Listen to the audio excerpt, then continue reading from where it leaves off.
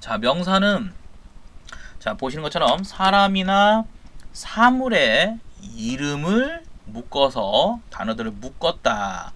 묶음이죠, 묶음. 그러니까 명사라고 하는 것은 이제 가장 어떻게 보면 독립적이고 우리 명사 중에서 우리 품사 중에서 가장 독립적이고 좀 뭐라고 할까, 이 사물함이나 이름을 나타내는 거기 때문에 명확한 자립성을 갖고 있죠. 주어, 목적어, 보어 자리에 나타날 수 있다.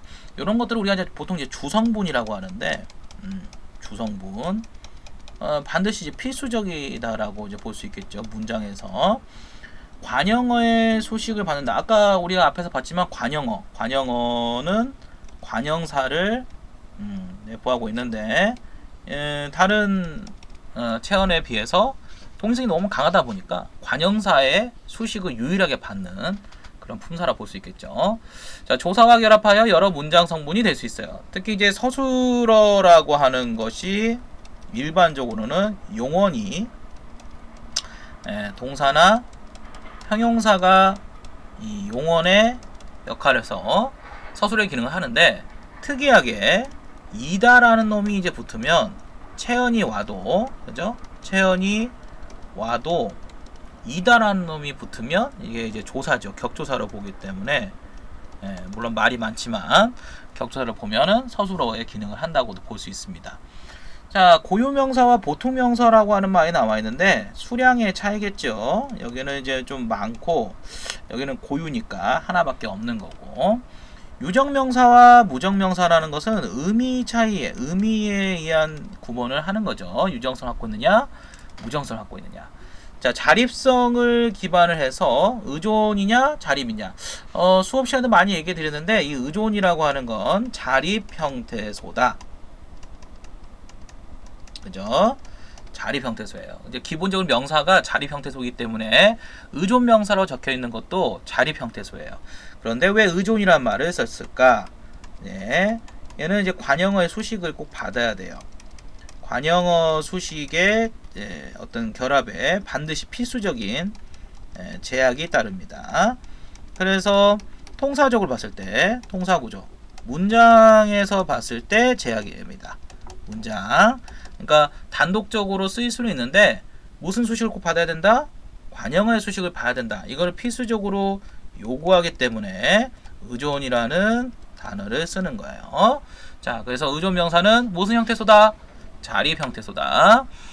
자, 그 다음에 내려가 보면, 자, 고유명사, 보통명사가 있어요. 고유명사란 가리키는 범위와 어떤 넓이, 그 절대적인 척도가 없이 그냥 하나밖에 없으면 고유명사고, 최근에는 이제 그 고유명사를 보통명사화 해서 뭐 얘가 이순신 장군들이네 이렇게 얘기하면 원래 이순신 장군은 고유명사인데, 이런 식으로 이제 문장 안에서는 또 담화 안에서는 보통명사처럼 쓰이는 경우도 요즘에는 곳곳 생깁니다. 그래서 전이되는 경우가 있다. 특정한 사람이나 사물에 대하여 붙여진 이름, 노송, 이순신, 뭐 강감찬, 뭐 저 드라마 나오죠. 이런 식의 어떤 이름을 고유하게 붙이는 경우가 있어요. 이런 고유명사들의 특징은 일반적인 수량을 드러내는 표시하고는 결합이 잘 안 되죠. 뭐 이그저 같은 지시관형사라든지, 그죠?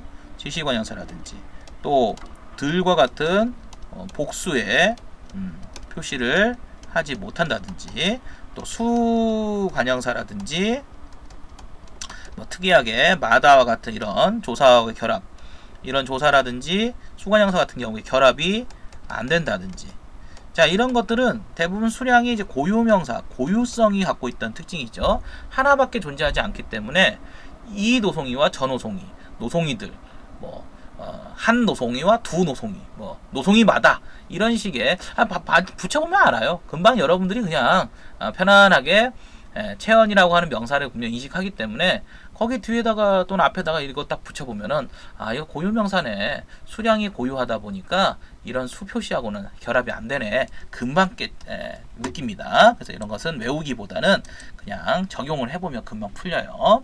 유정명사와 무정명사가 있어요. 감정을 가진 생물, 과거에는 뭐 사슴 같은 거는 무정명사 처리하고, 최근에는 사슴도 유정성이 있다. 그래서 유정명사 처리를 하거든요. 그러니까 유정성과 무정성은 얼마든지 바뀔 수가 있어요. 중요한 것은 유정성과 무정성이라는 이 의미를 경계에 두고 분류를 했다는 거. 요게 되게 특이한 거죠. 요게 일반적으로 우리가 의미보다는 어떤 문법적 기능 이런 걸 가지고 분류를 하는데 유정명사냐 무정명사냐. 자, 재밌는 거는 이제 유정명사에서는 애기가 붙는데 무정명사에서는 똑같은 문법적 기능을 하고 있어요. 동일한 문법적 기능. 자, 부사격이라고 하는 똑같은 기능을 하고 있기 때문에 동일한 형태소로 봐야겠죠. 동일한 형태소로 본다면 그렇죠. 얘는 애개와 애를 뭐로 본다? 그렇죠. 이 형태로 볼 수 있다. 요게 이제 이익스 교수님 이야기였죠. 반면에 이제 만약에 의미의 차이가 있다라면 아무리 동일한 문법 기능을 한다고 해도 의미 차이가 인정이 된다고 한다면 애개와 애는 별개의 형태소로 인정해야 된다. 이런 식으로 나눠서 볼 수도 있겠죠. 그래서 이것도 이제 뭐 논자들에 따라서 달리 볼 수 있다는 말씀을 드렸는데 중요한 거는 그만큼이나 이 의미를 경계로 한다는 게 굉장히 중요하다는 얘기를 다시 한번 강조해 드리는 겁니다. 자, 그 다음에 넘어가 보면 아까 드렸던 자립명사와 의존명사라는 게 있어요. 자립성의 여부에 따라서 결정되는데 자, 재밌는 건 문장 안에서 다른 말의 도움을 받지 않고 여러 성분으로 쓰이는 명사를 자립명사라고 하고 명사의 성격을 띠고 있으면서도 결과적으로는 그 의미가 형식적이어서 그죠? 그 의미가 형식에서 홀로 문장에서 나타나지 못한다. 여기서 중요한 것은 그렇죠. 문장. 홀로 문장에서 나타날 수 없다는 거예요. 단독적으로 형태로 쓰지 못한다는 게 아니라 홀로 문장에서는 나타나지 못한다. 이게 이제 의존명사의 핵심 개념이에요. 여기 보면은 보편성 의존명사라고 있어요. 여기 이제 것을 한번 예를 들어볼까요? 것이면 뭐뭐 것이 또 것이다. 그죠? 또 것으로 것에서 뭐 다 가능하죠. 이렇게 보시다시피 것이라는 의존명사가 있지만 뒤에 보시면 그 어떠한 격조사가 붙어도 그죠? 격조사가 붙어도 크게 문제되지 않아요. 이런 거를 이제 보편성이다 그래요. 그런데 예를 들어서 밑에 보시면 밑에 여기 보면은 지수리 나위 이런 것들을 한번 해볼까요? 자, 여기 보면 지가 있다 합시다. 지가 지이다 지으로 지에서 뭔가 이상하죠? 요거는 뭐뭐 하는 지가 얼마 됐다 이렇게 나오는데 이건 가능한데 요런 것은 불가능합니다.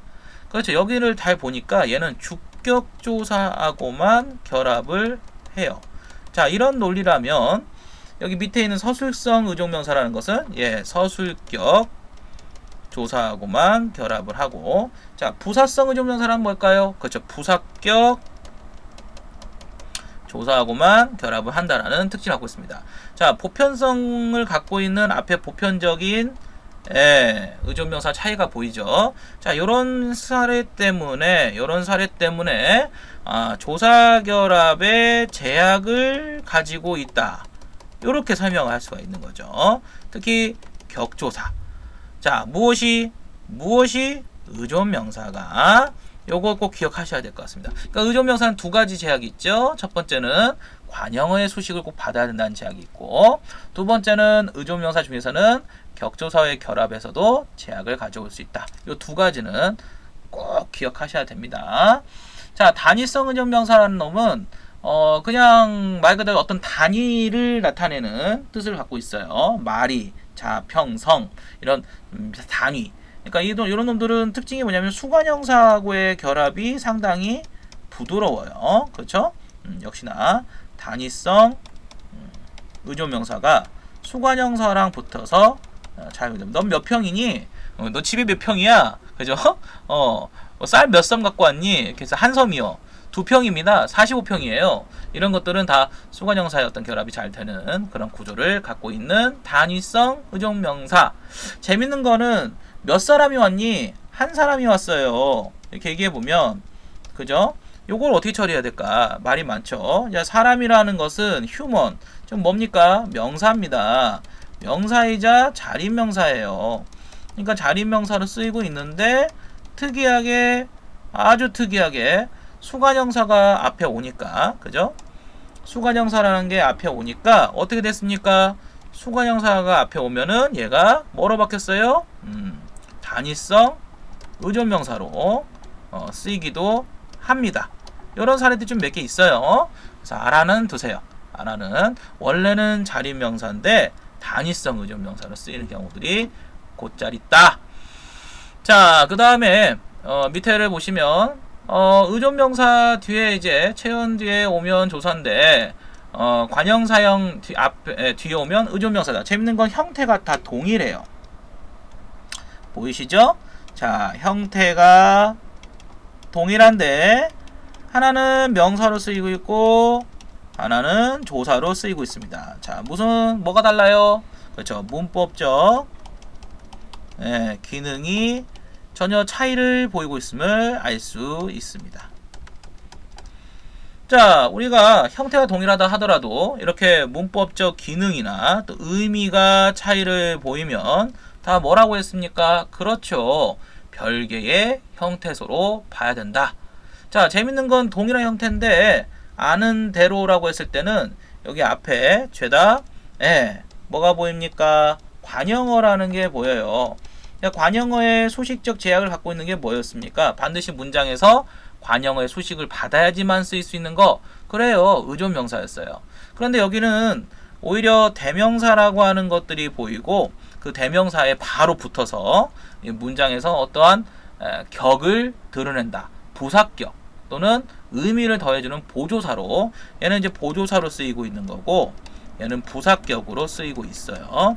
사실 과거에 제가 공부할 때만 해도 둘 다 보조사로 처리했기 때문에 문제가 없었는데 최근에 요놈이 보조사가 아니라 부사격 조사로 인정됐다라고 이렇게 만큼이 좀 자리 보전을 다시 했어요. 그래서 만큼은 부사격 조사입니다. 자, 그래서 아는 대로 먹을 만큼 이런 놈들은 관형어의 소식 제약을 갖고 있고 반대로 오른쪽에 같은 경우는 뒤에 앞에 선행체언에 바로 붙어서 어떤 의미를 더해주거나 문장에서 부사어의 기능을 하고 있음을 보여주는 문법적인 기능만 하는 조사로 쓰이고 있다. 그렇죠? 뭐 수업 시간에는 이거를 어떻게 설명할까? 통용으로 설명할지, 뭐 영변화 문법화로 설명할지 논란이 좀 있지만 어쨌든 간에 의존명사와 조사가 이렇게 서로 형태가 동일한데도 문법적 기능이 서로 다른 이런 경우가 있어요. 의미 차이는 없죠. 의미 차이는 없어요. 그러니까 의미 차이는 없는데 얘는 거꾸로 앞에와 다르게 무슨 차이가 있다? 문법적 기능 차이만 있을 뿐. 그래서 형태와 의미는 동일하고 뭐만 차이가 있다? 기능만 차이를 보이는 아주 특수한 케이스라고 볼 수가 있겠네요. 되셨나요? 자, 그래서 이제 우리가 명사라고 하는 것에 대한 여러 가지 분류 기준을 한번 이렇게 나눠서 이야기를 해봤습니다. 뭐 개인적으로 의존명사가 참 재밌죠? 의존명사에 대한 이야기거리가 더 있었어요. 그죠? 정규 강좌에서는 그런 논쟁이 되는 학자들의 이야기거리가 15세기의 의존명사까지 끌어들여서 상당히 재밌는 컨텐츠가 나올 수 있었는데 아마도 이제 그런 내용을 이해하려면 지금 우리가 하고 있는 스낵 문법에서 다루는 용어나 개념에 대해서 제대로 알고 있어야 훨씬 더 쉽게 수용할 수 있겠죠. 자, 시험에 나올 만한 컨텐츠는 정규 강좌에서 가져가시도록 하고 스낵 문법은 이렇게 명사가 무엇인지, 명사에는 어떤 명사들의 분류 유형이 있는지 이렇게 한번 정리를 해보았습니다. 자, 그럼 다음은 대명사에 대한 이야기로 다시 찾아뵙도록 하겠습니다. 자, 이렇게 해서 명사 마칠게요. 다음에 또 봬요. 안녕히 계세요.